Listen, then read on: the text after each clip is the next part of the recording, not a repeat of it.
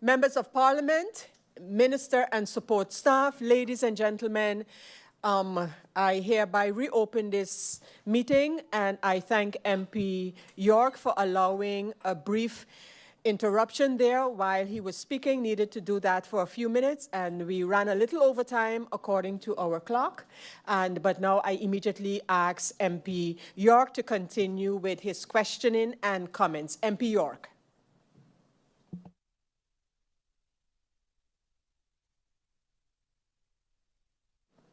Thank you, Madam Chair. Yes, so picking up where we left off, also one of the questions or one of the answers given by the Minister of ECYS as it pertains to the school materials for the schools, that due to change of priority of government, the budget had to be cut. It was unavoidable, and that he would implore the schools to look into public-private partnerships and requested the business community to stand up with that as concerned. But I would like to ask the minister if he's aware that the entity that's allowed to request funding from the various schools falls under the PTA, the Parent Teachers Associations. And most or almost all the schools, the Parent Teacher Associations are dormant for reasons that falls under the Chambers of Commerce or the banks. Various reasons, and basically the schools are not equipped right now to, or the majority of the schools are not equipped right now to submit any request for funding to any entity. So that is a moot point. Coming back to the Prime Minister and my GB related questions, I forgot to ask the BDO report where the candidates were tested and scored has been, was published a couple of months ago, I think 2 months ago. My question is, why hasn't anyone been chosen as yet? So both all three, the COO, the CFO, and the CEO. Why I say the CEO, you might say, yeah, but York, we have an interim CEO. But the minute a COO or a CFO is appointed, they become the official statutory directors and thus overrides the interim CEO until he is made permanent or a CEO is appointed. So it's a conundrum, to say the least. So my question is, when is this going to be resolved? And is this going to be resolved before the funds or the deal is negotiated with GB? Because if the current interim CEO falls under the mandate of the supervisory board, the supervisory board falls under the mandate of government, we are, as a government, virtually negotiating with ourselves. So under the flag of good governance, my question is, when will this be resolved, and is it wise? Although I understand the importance of time, is it wise to make such a negotiation under the current state of affairs that the current management board is now functioning under? And when it pertains, I just want to make one thing clear as it pertains to tax holidays. I'm not against it. I am not against tax holidays if it's done for the correct reasons. For example, we have struggling local businesses, Carl & Sons, A&A Supply. A tax holiday for them, I think I would jump up in the air for that. But, you know, making the rich richer and the poor stay poor, that's not something I can stand behind. So just to be sure, but just to be clear of the tax holidays, I'm not against it, but give it to the people that really could make use of it. As I said, I'm here scrolling through. I have a lot of questions pertaining to ECYS, but I'll refrain from the majority of them. I do, however, have a couple questions as it pertains to certain inner workings of the ministry. What is the LMR on reporting of teachers to DPE? What is the process? So basically you have a complaint. What is the process when it comes to making those reports? If no, That's to DPE. And what is the process if it's the same, or is it something different as it pertains to reporting teachers to the inspectorate? If the process is not the same, what is the difference? If advices are drafted without the proper process being followed, are these advices deemed valid or invalid? What happens to these advices or those that drafted them?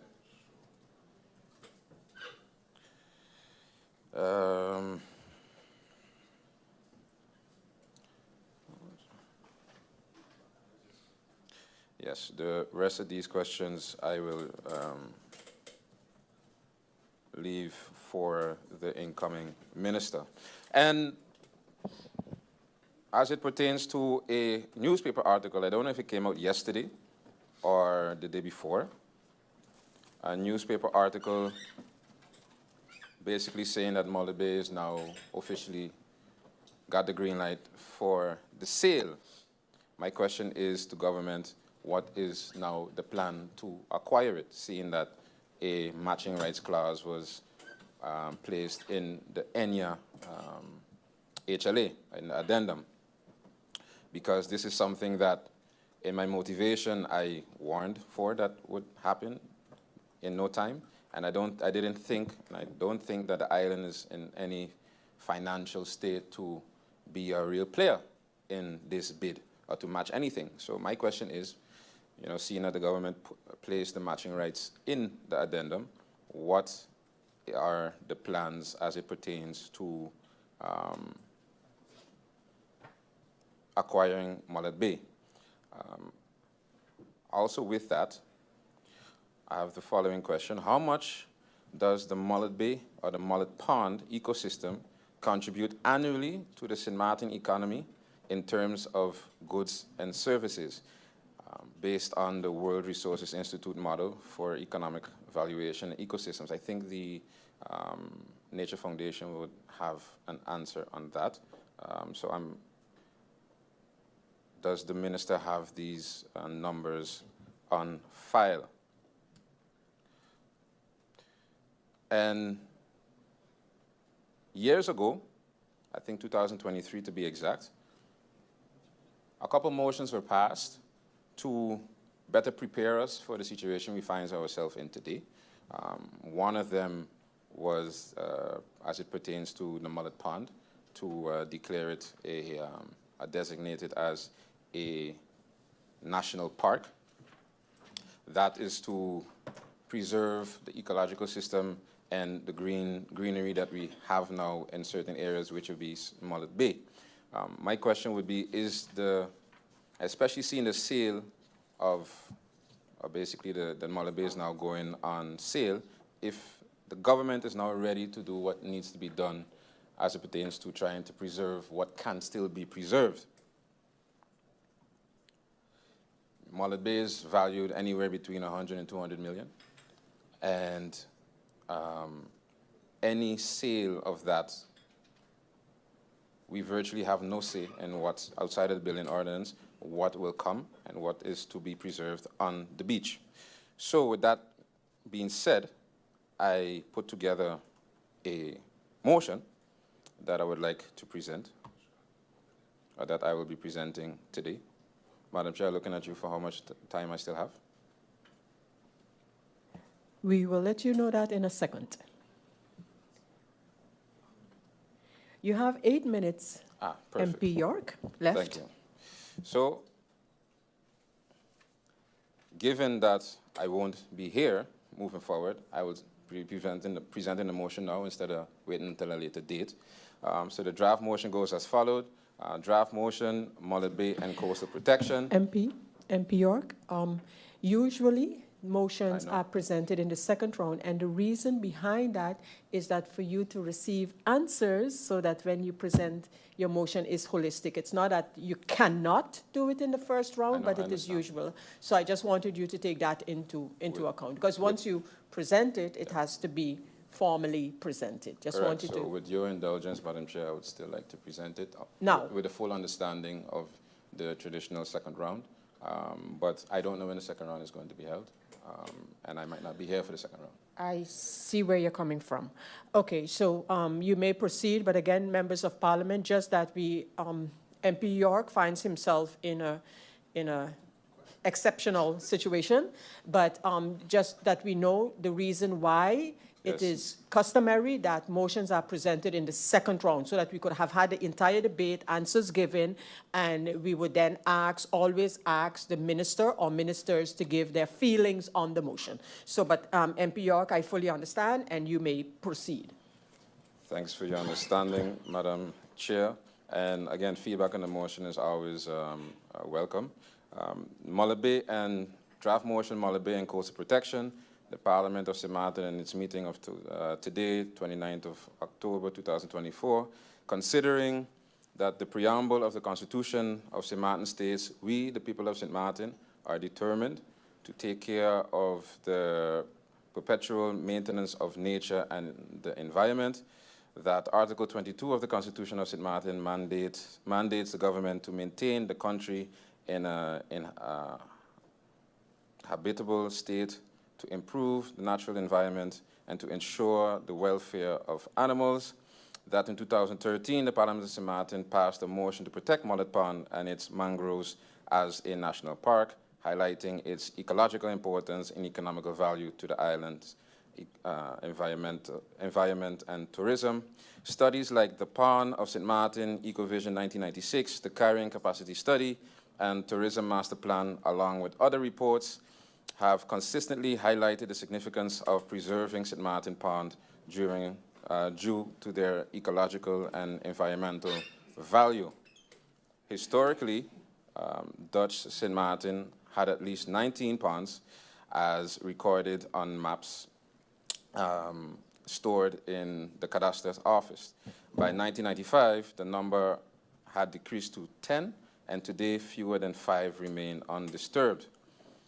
That the current beach policies under the Ministry of Romy and TEAT lack a cohesive enforceable ordinance that can effectively regulate construction near beach zones, that zoning areas of ecological importance as national parks or protected areas can aid in maintaining the island's environmental integrity, safeguard public spaces, and support sustainable tourism.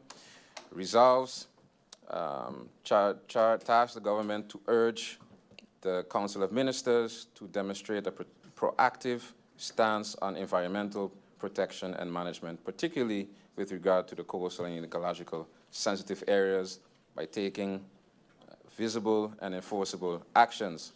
Secondly, zoning of Mullet Bay, to direct the government of St. Martin through the Ministry of Romy to initiate and implement zoning plans that designate the Mullet Bay area, including its coastal and adjacent lands, as protected as a protected zone with clear restrictions to prevent disruptive development.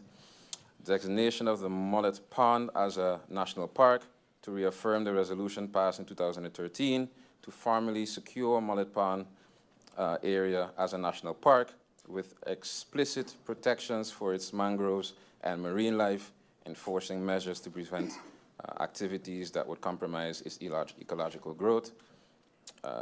Unified beach ordinance, to instruct the government of St. Martin to create a comprehensive beach ordinance, unifying policies under Vromi and TIA to better regulate construction adjacent to beaches.